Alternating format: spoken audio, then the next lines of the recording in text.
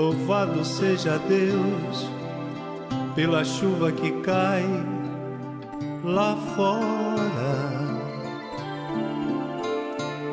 Louvado seja Deus por eu estar abrigado agora. Louvado seja Deus pelo frio que chega abrandando o calor. Louvado seja Deus, esse ser poderoso que é todo amor. Louvado seja Deus, esse ser poderoso que é todo. Então, como eu havia dito, nós vamos começar estudando hoje o capítulo 17, No Limiar das Cavernas, e o 18, Velha Afeição.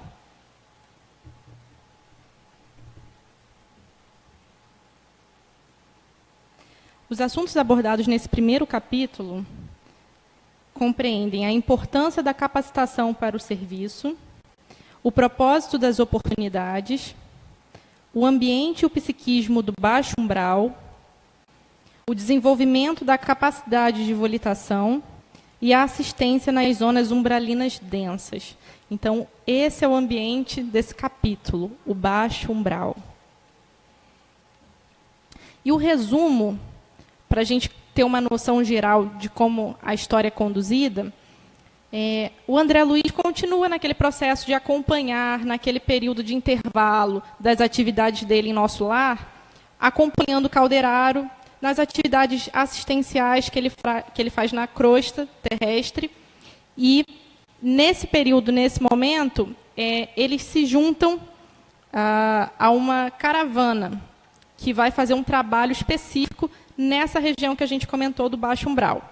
E essa recomendação veio do instrutor Eusébio, que recomendou que André Luiz, na companhia de Calderaro, se unisse a essa pequena comitiva, cerca de 7 trabalhadores do plano espiritual, que operaria nas cavernas de sofrimento, no baixo umbral, chefiada pela irmã Cipriana.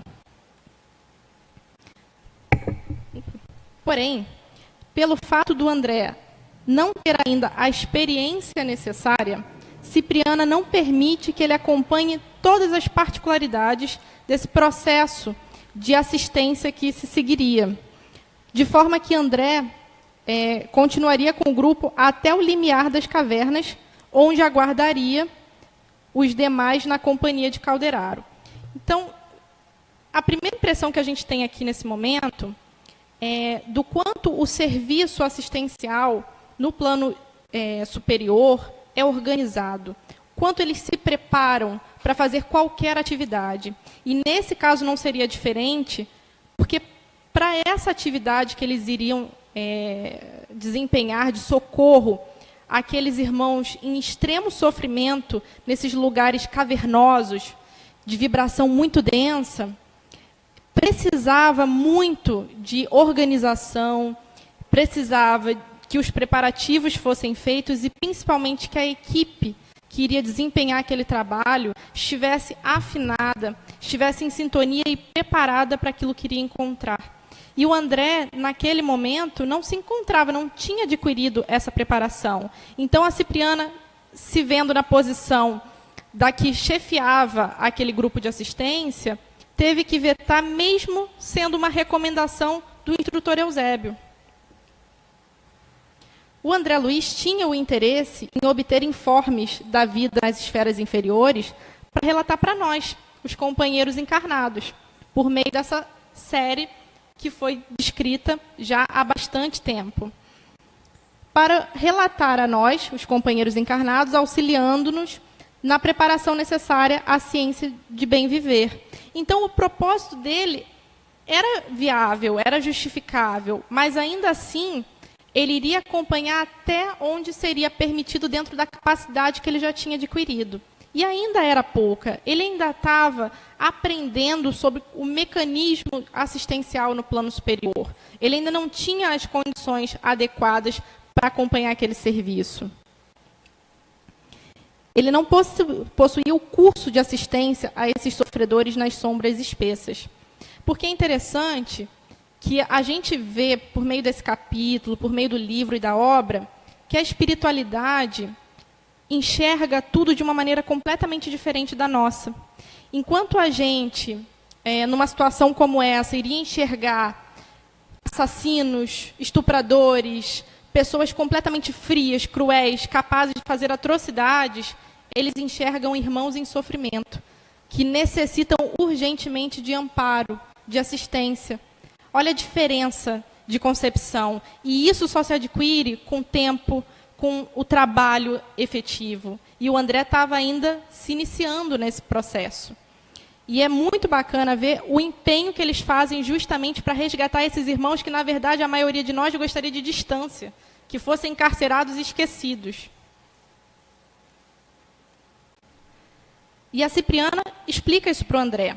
Se é indispensável obter difíceis realizações preparatórias a fim de se colher o benefício das grandes luzes, ou seja, se o nosso processo evolutivo pessoal já requer muito esforço da nossa parte, é imprescindível a iniciação para se ministrar esse mesmo benefício nas grandes trevas, para esses irmãos em extremo sofrimento. Requer muito mais de nós, requer um equilíbrio, requer preparo, requer dedicação. E o interessante também é a reação do André. Num primeiro momento ele se encontra frustrado, mas diante dessa explicação, fica tudo bem. Ele aceita muito tranquilamente o fato de que foi vetado. Ele tinha sido indicado, chegou a se unir ao grupo, mas foi embarreirado ali de última hora. E ele não criou uma revolta por conta disso. Ele respeita essa hierarquia. Ele sabe que quem está ali chefiando não está à toa. Tem todo um mérito para aquilo, tem sabedoria e consciência para o que está fazendo. Muitos de nós iriam se revoltar, iria começar um processo de antipatia, aquilo é pessoal, e eles simplesmente respeitam porque eles entendem que o trabalho a ser feito está em primeiro lugar e requer muito mais de todos nós. A equipe precisa estar em harmonia. Entretanto, a irmã Cipriana reconhecia que se o instrutor Eusébio foi levado a sugerir essa oportunidade ao ponto de julgar conveniente a visita de André Luiz aos abismos purgatoriais, é que certamente teria ele nesses sítios urgente serviço a prestar e problemas substanciais a resolver. Cada situação a que somos conduzidos é portadora de ocultos ensinamentos para o nosso bem. Reparem que eles falam para o nosso bem. Tudo tem um fim útil e para o nosso bem, para o nosso benefício. E aquela indicação não era uma exceção a essa regra. Se o instrutor que tinha uma elevada hierarquia tinha proposto, alguma coisa tinha ali. Não foi simplesmente para matar a curiosidade ou matar tempo. Tinha um propósito útil, afinal de contas, todos nós temos reajustes a fazer. Os desígnios superiores jamais nos propõem questões que não necessitemos na arena das circunstâncias. E aí a comissão foi. Ela andou quilômetros em um plano horizontal por uma enorme planície pantanosa, e quando o terreno se inclinou de novo, abrindo outras perspectivas abismais, irmã Cipriana e os colegas se despediram e seguiram, prometendo retornar dentro de 6 horas. Olha o grau de organização que eles têm. Eles estão indo para uma situação extremamente complexa, problemática, mas eles têm o tempo certinho que eles vão ficar, o trabalho que eles vão fazer, está tudo delimitado. E a gente, na nossa ignorância habitual, muitas vezes vê uma situação muito menor e acha que as coisas estão sem rumo, estão descontroladas, quando, na verdade, a espiritualidade tem o controle absoluto de tudo nos mínimos detalhes. Essa é a assistência que todos nós temos ao nosso redor. E a gente lembra do Mestre Jesus, né, quando ele disse que nenhuma de suas ovelhas ficaria perdida. Ou seja, não importa onde a gente esteja ou como a gente esteja se sentindo, a gente sempre vai ter o amparo. E a gente olha para essa imagem e a gente lembra, né, parece uma visão infernal, onde ficariam ali seres completamente destinados à dor e um sofrimento eterno, quando na verdade não.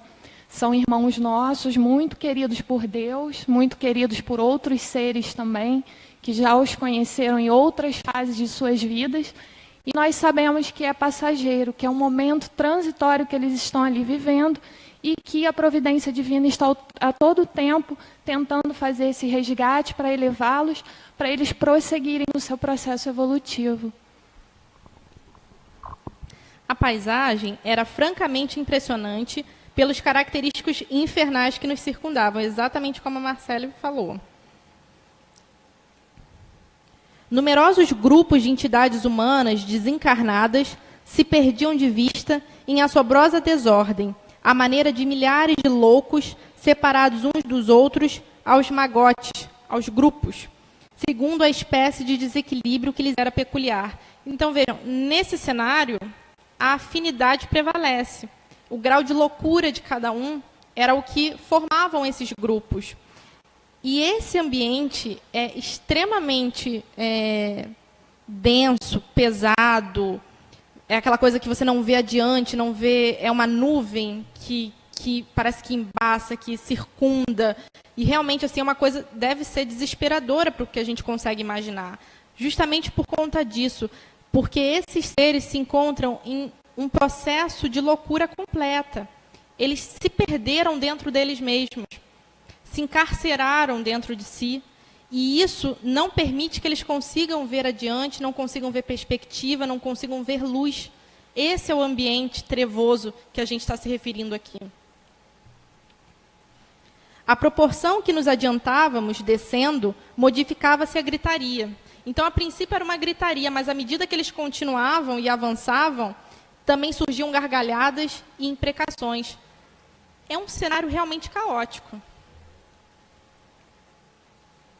Parecia que aquele povo desencarnado não se dava conta da própria situação, desconhecendo os padecimentos uns dos outros. Então, eles estavam ali, em meio àquele grupo, em meio àquela situação, mas eles não se davam conta. É um grau de sofrimento tamanho que parece que a mente não consegue, por um momento que seja, para raciocinar livremente. Você fica completamente perturbado. E isso a gente não está falando de um período curto. Muitas vezes são anos, são décadas, talvez até mais. Vastos cardumes de desventurados jaziam chumbados ao solo. Olha as expressões que eles usam.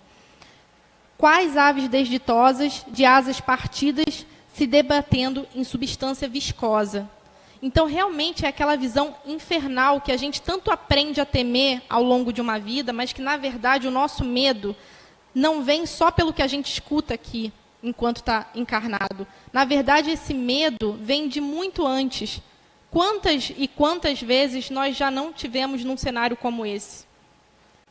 Então, esse medo que nós temos, na verdade, ele representa um conhecimento íntimo que nós temos por experiência própria. E a grande beleza disso tudo, dessa oportunidade, é justamente olhar para esse cenário aqui enquanto estamos encarnados, tendo a oportunidade de fazer a diferença, de evitar voltar aos mesmos erros. E aí aqui eu coloquei essa imagem, que também remete àquela imagem inicial do título do capítulo, porque é impressionante. Essas imagens são do livro A Divina Comédia, escrito por Dante Alighieri no século XIV. Então já tem bastante tempo. Ele é um poema italiano, se tornou extremamente famoso, né, da literatura mundial, e ele descreve a viagem do próprio autor nos 3 círculos que ele denomina como inferno, purgatório e paraíso. E a semelhança do que o Dante Alighieri descreve dos círculos do inferno é impressionante e assustadora se comparada com a descrição que o André Luiz faz nessa obra e nos demais livros dessa série, porque elas são muito semelhantes. A descrição é a mesma, ao ponto que, nesse mesmo capítulo, o André Luiz, andando por aquele cenário, tem uma hora que ele para e fala assim, será que a gente está andando por aquele lugar que Dante descreve na sua obra, no seu poema? Porque realmente é impressionante. Então, tudo leva a crer, a gente vai, à medida que vai ampliando o nosso horizonte de conhecimento, vai entendendo que tudo está interligado. Nós, às vezes, damos nomes diferentes, às vezes as situações são outras, mas tudo fala da mesma coisa. todos falam das mesmas coisas, das mesmas experiências, porque todos nós vivenciamos essa realidade em algum momento. Então, é exatamente isso que ele descreveu. Olha essas imagens que descrevem o que está no livro do Dante Alighieri, mas, na verdade, estão descrevendo o que o André Luiz acabou de narrar. Seres chumbados ao solo numa substância viscosa, se debatendo. E aí ele questiona o Calderaro, que estava ali com ele o tempo todo. Será que esses míseros precitos nos veem? Quer ler, Marcelo? Alguns sim, mas não nos ligam maior importância. Estão muito preocupados consigo mesmos. Abrigaram no coração sentimentos rasteiros e tardarão em se libertarem deles. Então percebam que não é castigo. Eles se fecharam naquela situação. Aquilo simplesmente é compatível ao que eles têm por dentro, ao que o coração deles está repleto, a alma está repleta. Toda essa gente permanece, porém, desamparada, entregue a si mesma? Pode ler. Não. Funcionam por aqui inúmeros postos de socorro e variadas escolas em que muita gente pratica a abnegação. Os padecentes e as personalidades torturadas são atendidas de acordo com as possibilidades de aproveitamento que demonstram. As regiões inferiores jamais estarão sem enfermeiros e sem mestres. Pois é, e aí aqui está a grande chave para muitos dos nossos questionamentos. Mas por que esses seres se encontram ali se debatendo, às vezes, há décadas ou até mais tempo? Porque, na verdade, a assistência ela se encontra disponível o tempo todo, ao redor deles. Mas, para que ela realmente seja efetiva, o doente precisa, primeiro, ter consciência da sua doença, da sua situação, e, segundo, querer ser ajudado. Não dá para ajudar uma pessoa que não quer ser ajudada. Então, muitas vezes, nessa situação, por mais que você ofereça ajuda, ela não vai ser efetiva, porque a pessoa não quer ser ajudada e não entende que precisa dessa ajuda. E, às vezes, quando levadas a locais de socorros, nessas condições, quando realmente não têm essa vontade, não estão preparadas para serem socorridas, elas voltam. Então, a espiritualidade tem todo um preparo, é tudo muito minucioso para saber quem realmente está em condições de ser resgatado, já ou ainda não. E essa frase, para mim, marca essa obra. Uma das maiores alegrias dos céus é a de esvaziar os infernos. Então, não tenham dúvida de que a assistência está ali pronta para quando a gente quiser ser ajudado.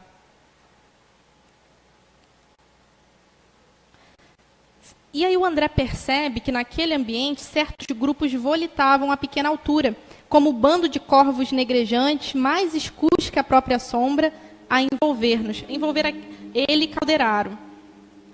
E aí surge o questionamento dele. Se em nosso lar, que está numa situação espiritual um pouco melhor do que aquela zona umbralina densa, quem conseguia volitar precisava até meio que dar uma disfarçada, esconder, para não humilhar, não gerar um desconforto com aqueles, a grande maioria ali dos integrantes, dos habitantes de nosso lar, que não tinham essa capacidade, como que ali num baixo umbral, num umbral denso, tinham aqueles grupos de seres que conseguiam volitar? E Calderaro explica, a volitação depende fundamentalmente da força mental armazenada pela inteligência. Então, ela é um efeito da inteligência. Não requer a condição moral. Há espíritos perversos com vigorosa capacidade volitiva, apesar de circunscritos a baixas incursões. São donos de imenso poder de raciocínio e manejam certas forças da natureza, mas sem sublimação dos sentimentos, o que lhes impede grandes ascensões. Então, eles conseguem volitar, mas tudo isso fica limitado. O voo da galinha. Os voos altíssimos da alma, porém, só se fazem possíveis quando a intelectualidade elevada se alia ao amor sublime. Que é o objetivo da nossa evolução, né? Evoluir intelectualmente e moralmente. Quanto às entidades admitidas em nosso lar, grande número é ainda incapacitada de usar tal vantagem porque são criaturas de maiores cabedais de amor com reduzida inteligência. É mais fácil recolher e conviver com elas do que abrigarmos pessoas sumamente intelectuais sem amor aos semelhantes, pois com essas a vida em comum é quase impraticável. Então, aquelas pessoas que muitas vezes não têm muito conhecimento intelectualizado, mas têm amor, já iniciou o seu processo de moralização, essas pessoas não conseguem muitas vezes esses fenômenos mais técnicos, vamos dizer assim. Mas é muito mais viável se sociabilizar com elas, recolhê-las, auxiliá-las, do que a esses que são extremamente intelectualizados, mas, porém, não desenvolveram sentimento. Em nosso lar, há irmãos sofredores convenientemente amparados. Alguns ainda sofrem estranhas perturbações alucinatórias, outros são guardados à maneira de múmias perispiríticas, em letargia profunda, aguardando-lhes o despertar, e outros ainda povoam vastas enfermarias para se reerguerem espiritualmente pouco a pouco. Esse é o cenário que a gente viu sendo descrito pelo André Luiz ao longo das obras. Nessas assembleias ali do baixo umbral, por sua vez, infindas fileiras de loucos que se arredaram das realidades da vida, fixaram a mente nas zonas mais baixas do ser, cometeram faltas graves, contraindo pesados débitos. Então, a situação deles é completamente diferente.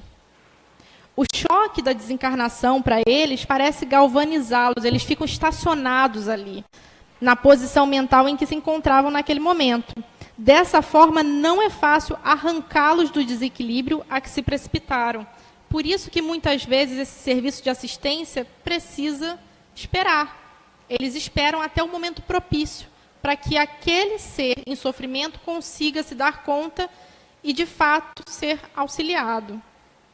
Muitos são inteligentes e intelectualmente esclarecidos, mas sem resto de amor, erram de obstáculo a obstáculo, e por isso são ainda impermeáveis ao auxílio santificante, pela dureza que lhes assinala os sentimentos. Retardam-se às vezes anos a fio, obstinando-se nos erros a que se habituaram, e pela incessante permuta de energia uns com os outros, passam em geral a viver não só a perturbação própria, mas também o desequilíbrio dos demais companheiros de infortúnio. Olha que situação terrível. Além daquela mente extremamente perturbada por tudo aquilo que foi vivenciado, eles também começam a se perturbar por vivenciarem, por conseguirem ter acesso às perturbações daqueles outros que estão ali ao redor deles. Então, assim, é uma perturbação coletiva. É um grau de sofrimento que a gente não consegue visualizar.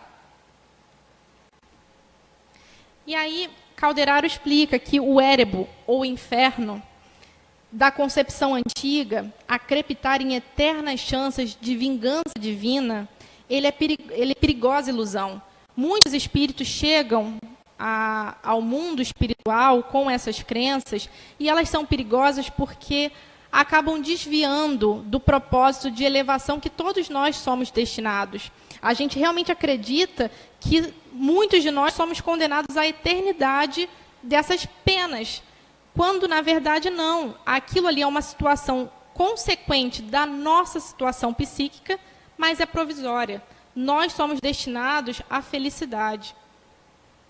Entretanto, os lugares purgatoriais de desejos e das ações criminosas, aguardando almas enodoadas pelos desvarios, constituem realidades lógicas nas zonas espirituais do mundo. É essa realidade que o Espiritismo veio esclarecer para todos nós. Essa é a verdadeira imagem do inferno a que a gente tanto escutou e tanto imaginou.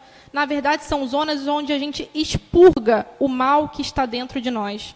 E muitas vezes, para expurgar, é preciso o sofrimento. De outra forma, a gente não acorda. É sempre fácil fugir ao caminho reto. Muito difícil, porém, o retorno.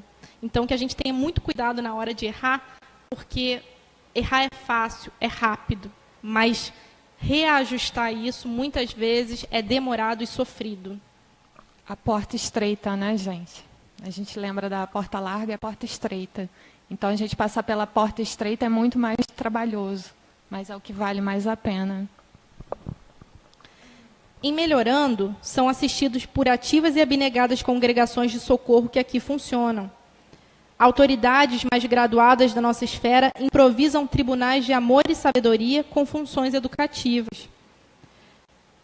De algumas vezes, eles são tarefas laboriosas no seio da natureza, quando há suficiente compreensão e arrependimento nos interessados, ou então, trabalho regenerador através da reencarnação na crosta terrestre. Geralmente são essas as opções que a gente tem nesse cenário. É o início do nosso reerguimento. Desse vastíssimo arsenal de alienação da mente, ensombrada de culpas, sai o maior coeficiente das reencarnações dolorosas, que povoam os círculos carnais, no qual milhões de irmãos seguem em provas ríspidas para que se alijem dos débitos e reharmonizem o íntimo perturbado. Poucos conseguem, por sua vez, valer-se da oportunidade terrena no sentido de restaurar as próprias energias. Se nós aproveitássemos melhor a oportunidade que nós temos, mesmo em meio a sofrimento e dor, nós conseguiríamos muito mais facilmente nos reharmonizarmos com todo esse mal que praticamos em algum momento, seja ele qual for. Não existe mal que não tenha como ser reharmonizado. E aí, nesse instante, se aproximou o tenebroso agrupamento de irmãos sofredores, positivamente loucos, que permaneciam jungidos uns aos outros em obediência e afinidades quase perfeitas. Falavam a esmo, comentando homicídios, rememoravam com palavras cruéis cenas indescritíveis de dor e de perversidade. Inclusive, o Calderaro permite que o André Luiz sonde a mente de um desses irmãos, e o que ele vê é que aquele irmão tinha fixo na sua mente o assassinato que ele fez à esposa. E, em vez de culpa, o sentimento que ele tinha era de encontrar novamente a esposa para matá-la quantas vezes fosse possível. Essa era a vontade dele. Então, assim, não existia culpa, não existia remorso, não existia dor. Ele não tinha consciência do mal que ele tinha praticado, nem das consequências. Ele queria fazer quantas vezes fosse possível. Esse é o grau de perturbação desses espíritos. Escravizados agora, a ideia fixa de ganhar sempre, voavam pesadamente, dementados e confundidos, procurando monopólios e lucros que não mais encontrarão. Seria inútil confabular com eles fraternalmente, de modo a esclarecer-os. O André Luiz até tentou, e aí o Calderaro falou para ele, o que você está fazendo? Não adianta. Na situação em que eles se encontram, isso não é suficiente. Impossível é reajustar, num momento, apenas com palavras, tantas mentes em desequilíbrio cruel. É um trabalho que requer muito mais tempo, muito mais esforço, precisa da ação da dor. Quando a gente escuta a espiritualidade falar que a dor é amiga, é porque muitas vezes só a dor vai sensibilizar esses espíritos tão embrutecidos. E aí nós vamos para o capítulo seguinte, que na verdade é a continuação dessa excursão que eles fizeram ali pelo Baixo Umbral. E a gente vai ver aqui consequências da ambição material. Na verdade, a gente já está vendo, né? Providência divina, o despertar da consciência atordoada, o trabalho de assistência e a autodisciplina, e a lei de ação e reação, a qual nenhum de nós é capaz de fugir.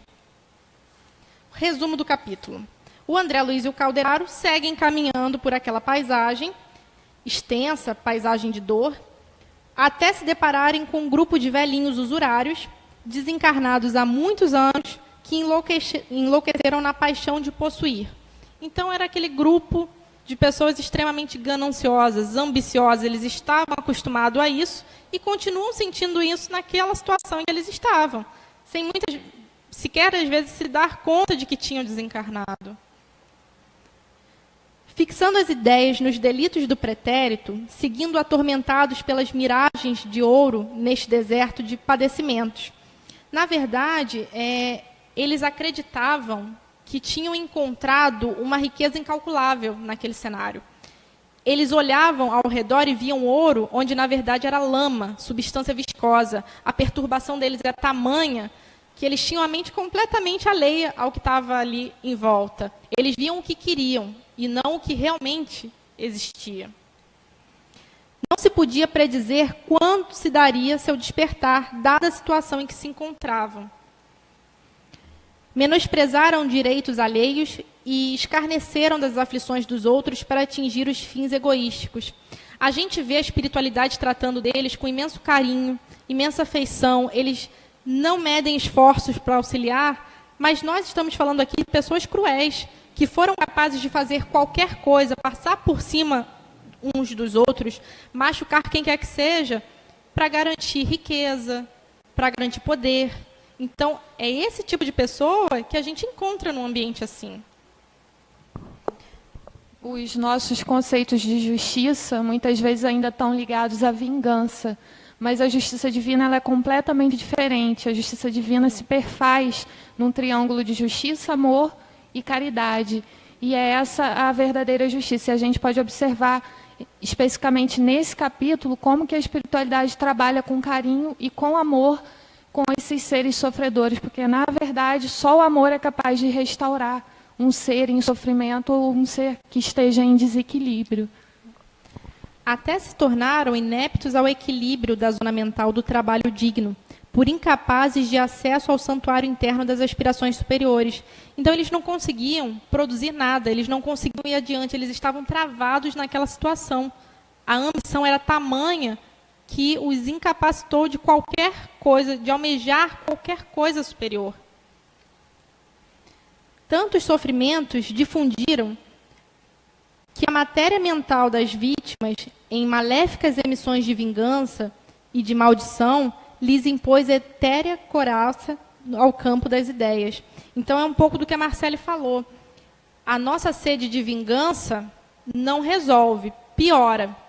Eles fizeram tão mal a tantas pessoas enquanto encarnados, que naquele momento, já há muitos anos desencarnados, todas aquelas emissões mentais de raiva, de ódio, que as vítimas emanavam para eles, acabaram fazendo uma couraça no entorno deles e impediam que eles fossem capazes de sentir e de raciocinar qualquer coisa.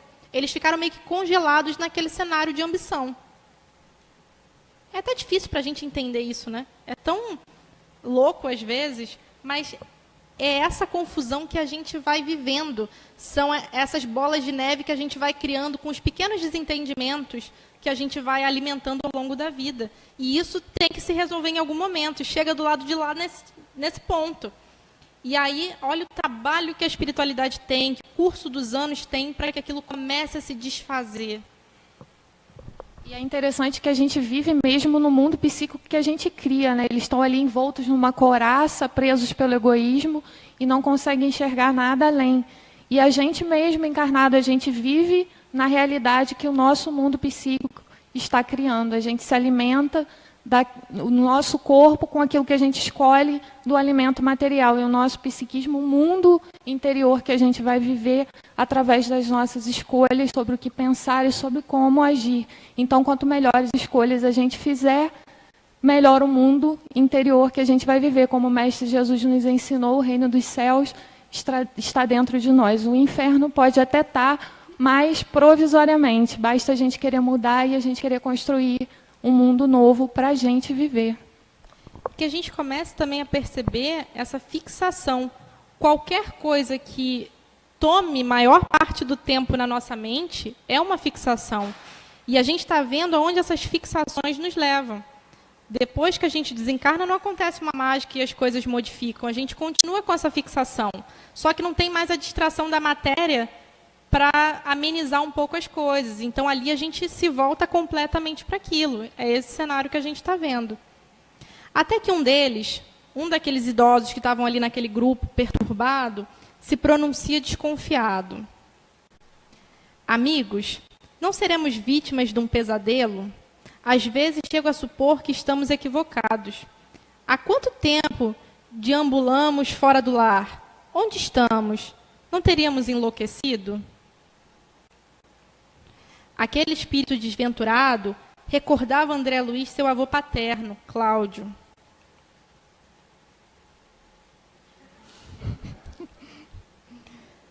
Não recordava de sua história em detalhes, mas não ignorava que fizera considerável fortuna em ágios escandalosos.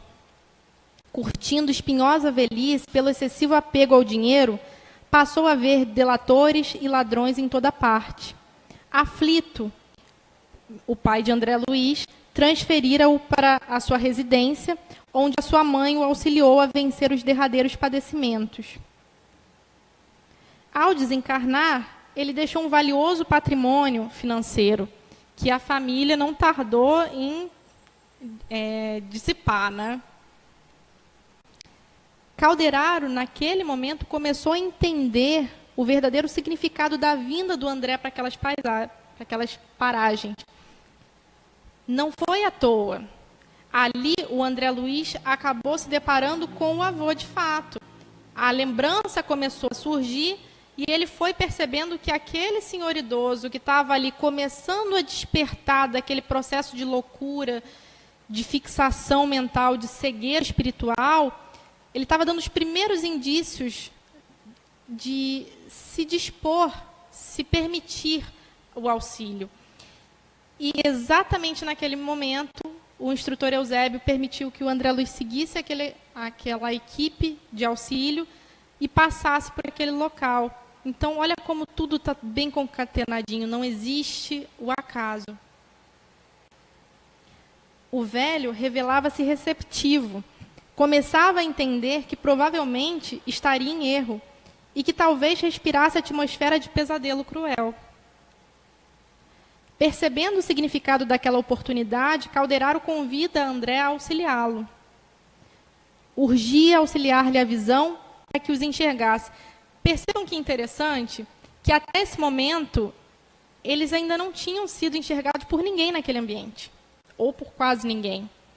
Eles eram ali seres iluminados, que estavam andando entre todos aqueles espíritos em total desespero, agonia, angústia, mas eles não tinham sido notados. Porque, na verdade, se nós pararmos para pensar, o nosso ângulo de visão ele é extremamente restrito em relação ao todo. Quanto mais a gente se desafia a aprender e a ampliar a nossa gama de conhecimento, o nosso horizonte também se amplia. E naquele momento, a gama de visão e de conhecimento deles era muito restrita. Eles só enxergavam o que eles queriam. Com a gente também acontece isso.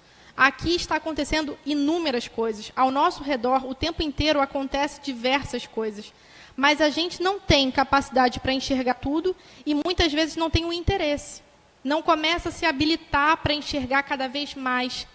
Eu não consigo enxergar a dor da pessoa que está do meu lado se eu não fizer um mínimo de esforço para isso. E naquela situação que eles estavam, eles só enxergavam o eu. Eles eram extremamente egoístas. A ambição nos fecha muito no nosso mundo.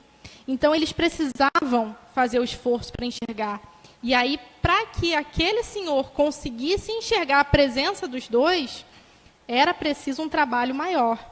O dedicado orientador passou, então, a aplicar recursos fluídicos, o passe magnético, sobre seus olhos, que, com o providencial afluxo de força, ganhou provisória lucidez. Só assim ele conseguiu ter um pouco mais de tranquilidade para organizar os pensamentos, que até então nem isso eles conseguem.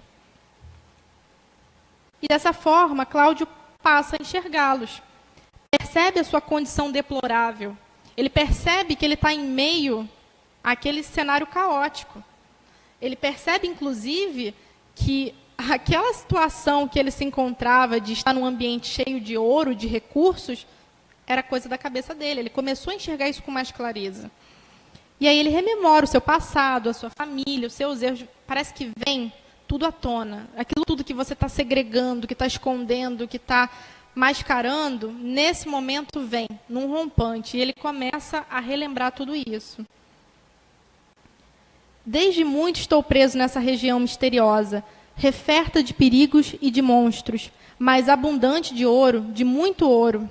Ah, piedade, ajudai-me a sair, quero voltar. Num primeiro momento, quando ele enxerga, o André Luiz até descreve que ele se assusta com o brilho do André e do Calderaro, e naquele local em que eles se encontravam, ele os confunde com padres, porque eles realmente estavam com trajes assim mais sóbrios, mais sérios, e emanavam aquela luz.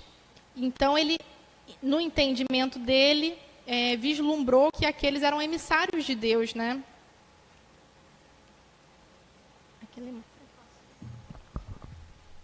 Cláudio, sois vítima de lamentável engano. Vossa casa antiga cerrou-se com os olhos físicos que já desapareceram. Encarcerastes o espírito num sonho vão de mentirosas riquezas. A morte vos arrebatou a alma do domicílio carnal. Vai para mais de 40 anos. Olha quanto tempo ele está ali, perdido naquele emaranhado de confusão mental.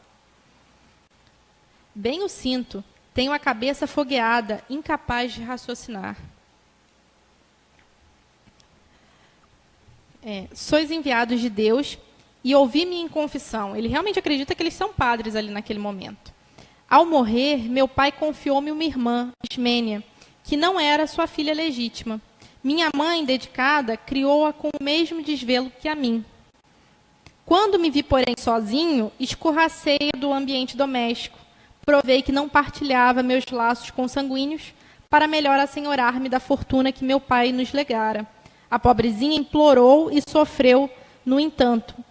No entanto, releguei-a a miserável destino, cioso da sólida base financeira que havia conseguido. Fiquei rico, multipliquei os cabedais, ganhei sempre. E aí ele fez a pergunta que acho que muitos de nós faz nessa situação: e agora?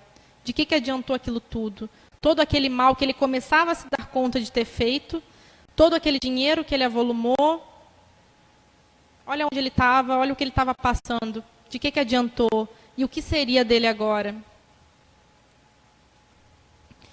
Onde viverão meus parentes, cujo futuro me preocupava? Onde rolará o dinheiro que amontoei penosamente? Onde respirará minha irmã? Por que não me ensinaram na terra que a vida prosseguia para além do sepulcro? E aí, gente, essa frase eu acho que muitos de nós já se fez em algum momento, e essa é a bendita missão do Espiritismo, que a gente chegue no plano espiritual, mais cedo ou mais tarde, em algum momento, e não se pegue nessa surpresa de perceber que a vida continua, e que é tão simples quanto antes, porque ela continua da mesma forma, é uma extensão.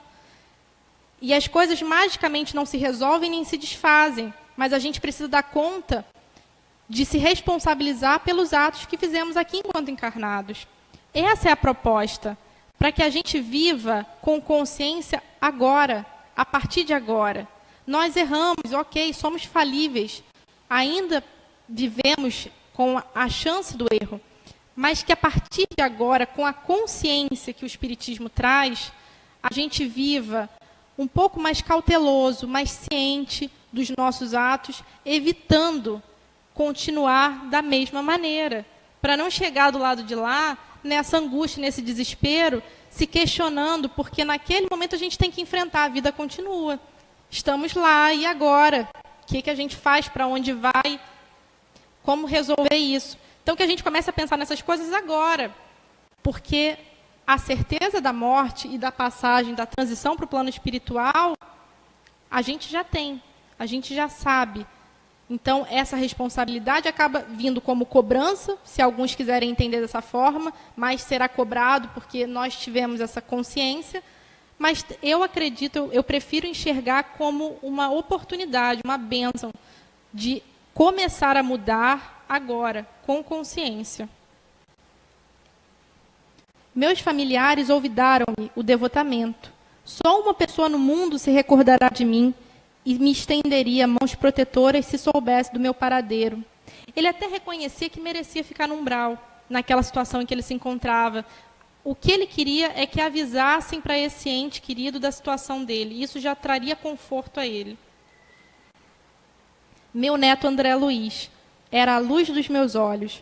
Muita vez, os carinhos dele me aquietavam o torturoso pensamento. Em muitas ocasiões, manifestei em casa o desejo de que ele se consagrasse à medicina. Destinei-lhe um legado para esse fim. Pretendia vê-lo fazendo o bem que eu, homem ignorante, não soubera praticar. Percebam como, no fundo, todos nós temos consciência da nossa situação. Ele continuava ali imerso na ganância, mas ele sabia que estava cometendo erro. Por mais que ele não quisesse começar a trabalhar aquilo, ele sabia, ele tinha consciência. E aqui também mostra uma outra coisa que a gente vem trabalhando ao longo da obra. Nenhum de nós é somente bom nem somente mal. A gente tem um pouco de cada no nosso ser. É que ainda pesa um pouco mais o nosso lado embrutecido. A gente está começando a trabalhar o nosso lado mais iluminado, ascensionando. Mas tudo que a gente faz de bom conta, independente do que a gente já fez de ruim. Então, que a gente busque cada vez mais fazer o bem. Não importa quem, não importa de que forma. Tudo isso vai sendo contado a nosso favor, né? Frequentemente, me assaltava o remorso pela extorsão que infligira à minha irmã. Contudo, consolava-me com a ideia de que o neto do meu coração, de algum modo, gastaria o dinheiro que indebitamente a aferrolhara, educando-se como convinha para benefício de todos. Então, ele queria que o neto fizesse aquilo que ele não foi capaz de fazer. Na verdade, que fizesse o bem, enquanto ele foi capaz de fazer coisas ruins. E ali, naquele momento, o André Luiz desabou. Não deu mais para ele aguentar. Até então, o Caldeirá estava lançando aquelas olhadinhas assim, se segura, deixa ele falar, colocar para fora. Ele está no processo de despertar. Mas, naquele momento, não deu mais. E aí, ele comenta uma coisa interessante. Ele não se achava ante as assembleias superiores cujas emissões de energia os sustentassem até o fim, com autodisciplina. Então, ele não tinha aquele suporte espiritual que ajudasse com que ele se mantivesse ali firme, né, pensando no trabalho acima de tudo. Ali ele não tinha esse suporte, mas ele estava diante dos deploráveis remanescentes das paixões terrenas. Então, aquilo tudo veio à tona. Reconheceu que vigoroso laço lhe unia aquele desgraçado que ainda sofria com aquela paixão do ouro, compreendendo a extensão do seu débito para com ele, relativamente ao diploma de médico, que não souberam honrar no mundo. Aí agora já era o André Luiz que começava a sentir o processo de culpa por não ter feito daquela oportunidade o melhor que ele podia. Ele até fez, ele se tornou médico, mas ele tinha na consciência que ele poderia ter feito escolhas melhores, ter aproveitado a oportunidade ao máximo. Retornando mentalmente a cenários da infância longínqua, sentiu-se novamente um menino. E quem terá perdido de todo a expressão infantil se o próprio Cristo, supremo guia da terra, abriu seus braços um dia no berço da manjedoura? Todos nós carregamos essa inocência infantil, esse lado puro, esse lado ainda parece que está numa redoma, que ainda está distante de toda essa realidade cruel, né, que ainda nos cerca. A gente tem isso dentro de nós. E naquele momento, era assim que ele se via, passou a se ver diante daquelas emoções que emergiram, né? E essa é a nossa verdadeira essência, né, gente? A simplicidade, a humildade, a amorosidade. Em algum momento, a gente, pelo nosso livre-arbítrio, se decidiu por se afastar e criar essa couraça, né, do egoísmo e do orgulho. E que, na verdade, quando a gente se dispõe a se despir desses dois sentimentos que nos afastam de Deus, a gente retoma esse estado essencial, que é a nossa pureza, a nossa simplicidade, o amor. E aí a gente começa a olhar a vida com outros olhos, com uma leveza maior, com uma harmonia maior, com uma simplicidade que nos faz caminhar com mais alegria. Então, acho que esse é o verdadeiro objetivo, a gente retomar a nossa consciência dessa nossa essência divina, porque muitas vezes é como se a gente não convivesse com essa realidade, mas nós somos filhos de Deus. Olha a grandiosidade de tudo isso, o quanto isso carrega em si essa expressão, sou filho de Deus, sou filho do ser soberano, da inteligência suprema, né, da causa primária de todas as coisas. Então, quando a gente retoma essa consciência e começa a vivenciá-la, toda a nossa realidade muda. E eu acho que é esse o verdadeiro objetivo que a gente está aqui na Casa Espírita buscando, não é? E aí ele se mostra para o avô. Na verdade, ele já tinha se mostrado, mas o avô ainda não conseguia enxergá-lo como o neto. Vovô Cláudio, pois o senhor não me conhece mais? E aí impossível seria descrever o que se passou. Porém, as míseras entidades imuradas na usura eram incapazes de compreender a cena improvisada. É aquela questão que a gente comentou antes. A gente enxerga aquilo que quer e aquilo que pode, aquilo que o nosso conhecimento determina. E eles eram seres ainda extremamente embrutecidos em relação aos sentimentos. Eles não conseguiam nem ver aquelas entidades do plano superior, nem sentir aquele fluxo de emoções que rompeu ali diante deles, do lado, e eles se mantiveram completamente ignorantes daquilo, completamente alheios. Ainda estavam rindo, enfim, naquele mesmo processo mental. Então, por mais que se propusesse qualquer tipo de ajuda àqueles seres, seria em vão. Porque o processo é demorado, não dá para prever. Mas a gente percebeu que, quando começa uma oportunidadezinha, a espiritualidade já está lá, toda disponível para o auxílio. Então, eles armaram de um jeito que o André Luiz estava ali na hora certa, no lugar certo, não por acaso, mas por todo o intermédio daquela equipe superior, que a gente não tem nem ideia do que envolve, né, de quantos envolvem, qual é o planejamento, qual é o detalhamento, mas eles estão cientes. Então, todos nós temos essa assistência, que a gente possa facilitar o trabalho, tendo consciência da nossa vida, dos nossos atos, porque isso ajuda muito, tanto o plano espiritual que quer nos ajudar, quanto nós mesmos nesse processo de caminhada, que ainda por ser o estágio inicial, é árduo.